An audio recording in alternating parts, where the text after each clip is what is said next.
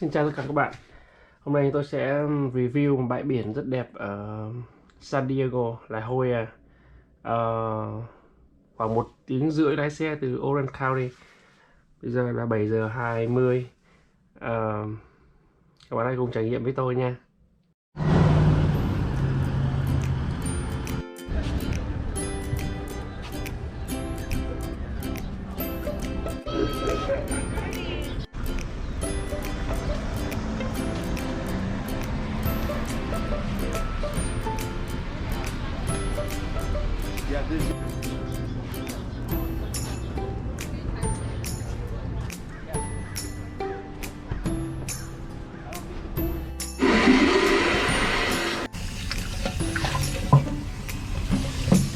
Morning, sir. Hey, how are you? I'm good. How about you? Good.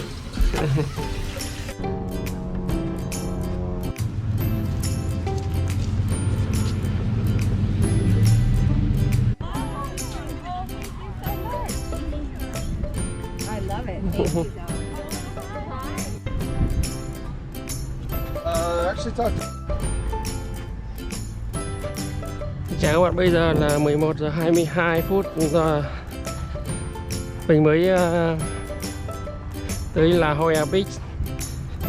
Thì, tại vì mình còn ăn sáng, tới nơi thì mình ăn sáng xong rồi đi vòng bây giờ mình tới nơi kiếm chỗ parking rồi đi mướn mình áo phao, mướn thuyền, kayak. Chứ tao quen mày 5 năm mà sao lúc trước cái đâu có như vậy. Tao đọc nhiên.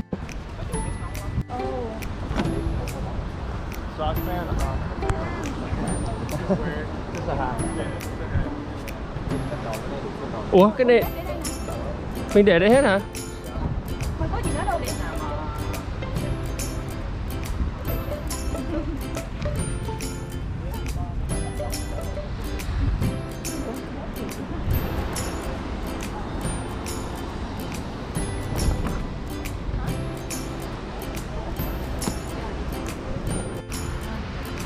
Là mình book, mình thuê trước xong rồi ra đây mình mới lấy đúng không? Dạ.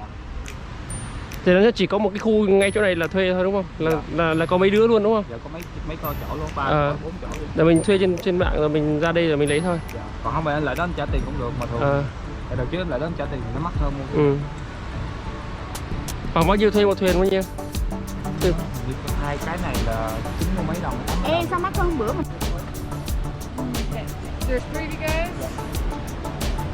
One single kayak, one double kayak, perfect. You guys want to grab 3 of those black and yellow paddles, and then follow me down to the water and get you guys all squared up.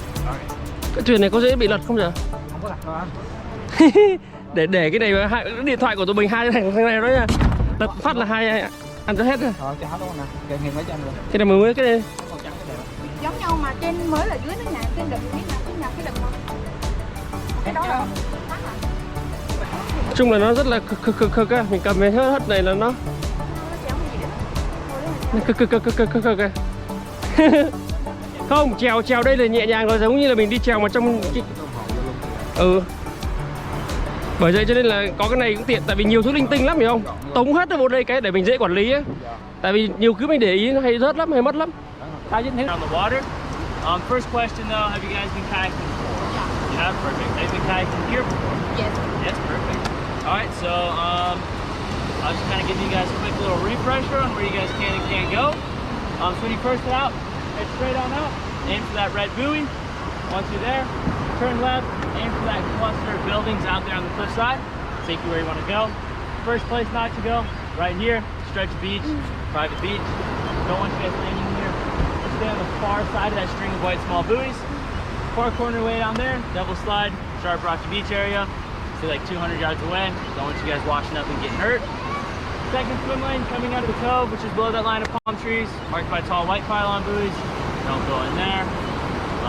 Kids all on the cliffside. You guys get close, just don't go inside of them. Looking like there's some big waves coming through every now and then, so just be aware of that. Don't go around that point. Don't go anywhere over here, this right hand side. Other than that, any other questions? Can we go this right here in this area or not? No, you want to be on the far side of those buoys. Okay, we cannot go right here, right? No, not right. Oh, okay, okay. Just for swimmers. Okay. Got you. That. You guys ready? Yep. Ready? All right. And for the double, going with the bigger person in the back. Weight reasons, keep nose up, and then paddle on the same side at the same time. And then for turning, you paddle on your left. You're gonna go right. Paddle on your right. You go left. Okay. So Yeah. the heavy one should be in the back, right? Correct. Okay. Anh thì em nặng hơn em à? Okay, so we will sit there and then you're gonna be pulling me out over there, right? Yep. Right there. I got you. Okay, we are on the boat and then you Yep. you pull it out. You guys ready? I don't want. All right, let's do it. I can take the double. Mày muốn đi anh Hiếu hả? Đó, mình được rồi. Đi không? Thôi được rồi, mất công nhiều nó khóc nữa. Có gì đâu con ai được mà. Được không? Ok, I let's got see it. your Don't phone. worry about it. Thank you. Woo! Wow. Ê, nguy hiểm đấy em ơi, đem điện thoại ra là một sai lầm á. Thì đó, để em sạch ướt á. Sao đâu? Cái bự nhỏ vậy. You know what? I have two phones right here. I'm worried I'm gonna be like drop it. I'd keep it in between your legs. That's probably the best spot. You think so? Yeah. And then just when you come in, just be ready to Okay. hold it up. Alright. Quẩy chân người được. Cá. Ok, này mình đập sẽ bắt được cá không ta?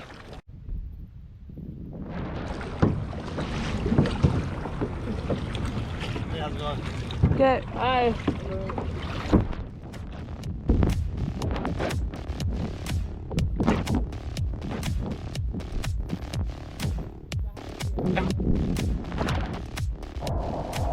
Incoming. Trời ơi, sóng dâng lên kìa. Đau, sóng dâng lên. Trời ơi, bà Hùng. Sóng dâng. Ui, cá quá trời đây.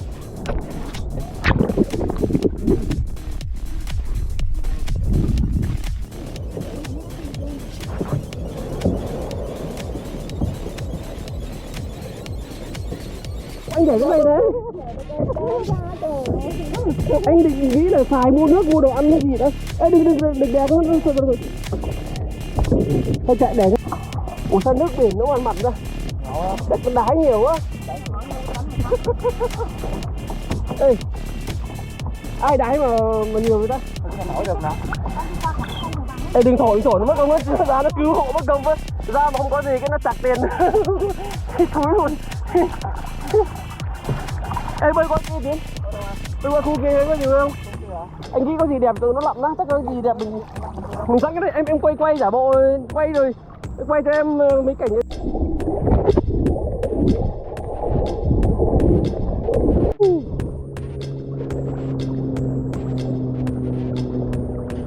Bơi ngửa trước em bơi sắp luôn ạ. Thôi bơi sắp đi, em ngửa đi nó không có mệt.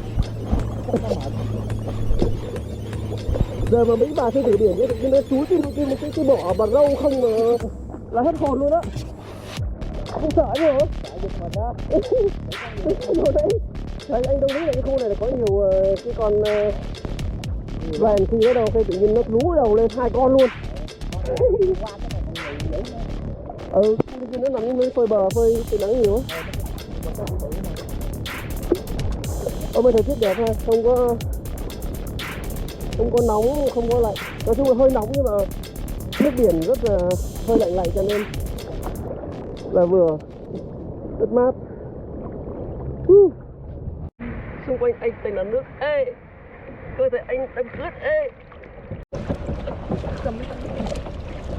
Đang quay hả?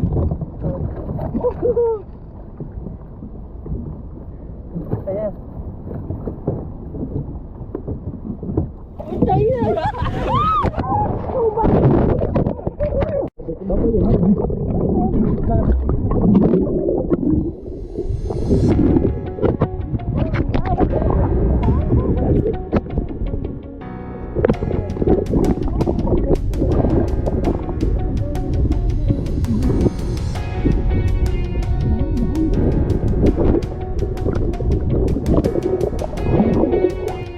Về nhà coi.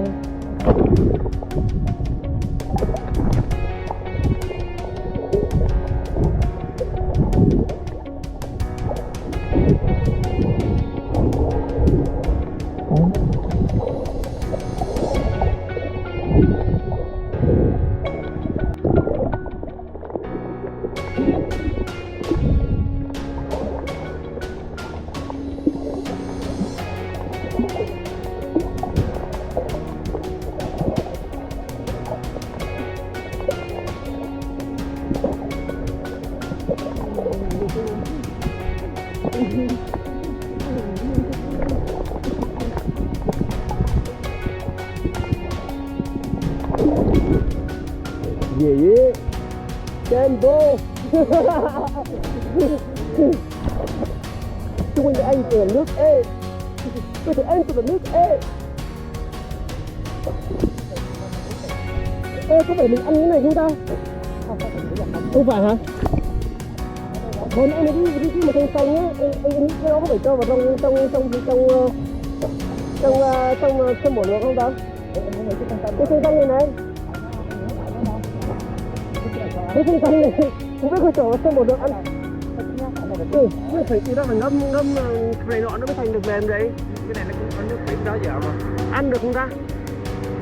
Anh nghĩ cái này cho vào trong bột lượng không ta? Phải không ta? Ăn này. Nhưng mà cái kia ngâm rồi nó mới ra được rồi. À.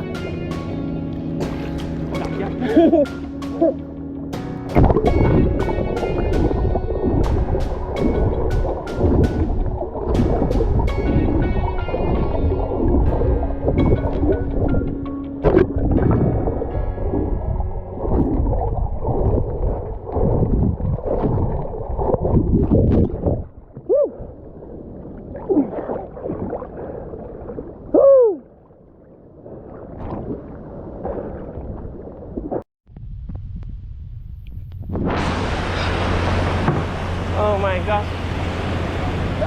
I lost my wallet. I lost my wallet, my glass. Right now? Yeah, it's over there.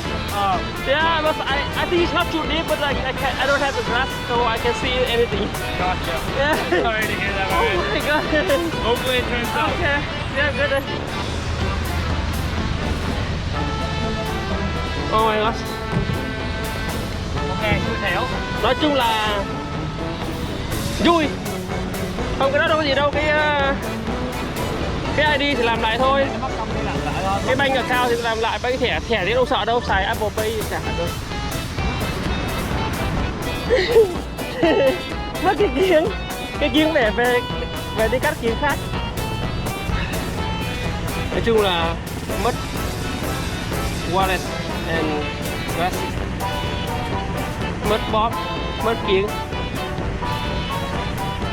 Nhưng rất là vui. Oh my god. Thế là chưa mất cái GoPro luôn. Không phải, cái gì dính ở trên người là không mất, còn gì là rời ra là lật thuyền, bị lật thuyền mất hết trơn luôn.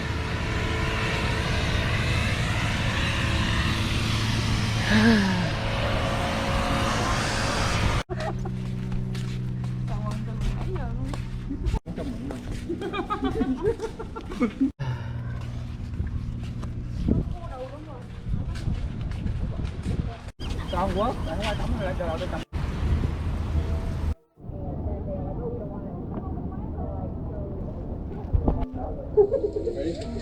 Ủa này cho giống nhau mà. Khi coi đấy. Thì điểm khác.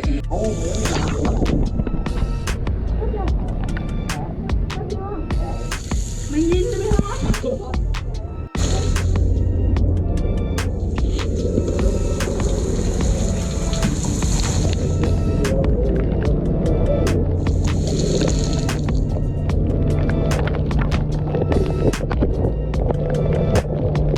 Baby boo. Yeah, yeah.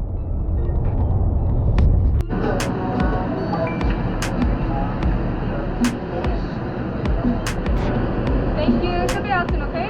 Can I have a name for your order? Hả? Can I have a name for your order? Steven. Steven? Okay, we'll call you in a turn. Đấy, Thank you. đi xe. Wow, cái đó ngon á. Có chịu khó hả? Cái đó ngon quá vậy. Ăn đợi. Ủa cái này bao nhiêu một cái? Hình như 4 đồng mấy 5 đồng á. Em biết kết quả anh bao nhiêu? 19 đồng. Đã lấy cái xếp thì hấp bồ. Nhưng mà cuối cùng anh nói anh không có ăn cho năm trái nữa, mình chỉ ăn cái kem không thôi. Là 6 đồng mấy. Thank you. Have a good evening. Vô chưa?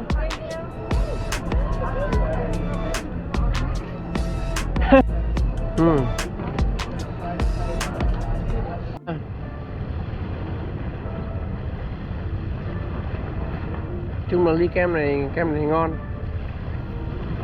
6,5 đồng. Nhưng mà bỏ trong trái pineapple á là 19 đồng. Còn kem không là 6,5 đồng.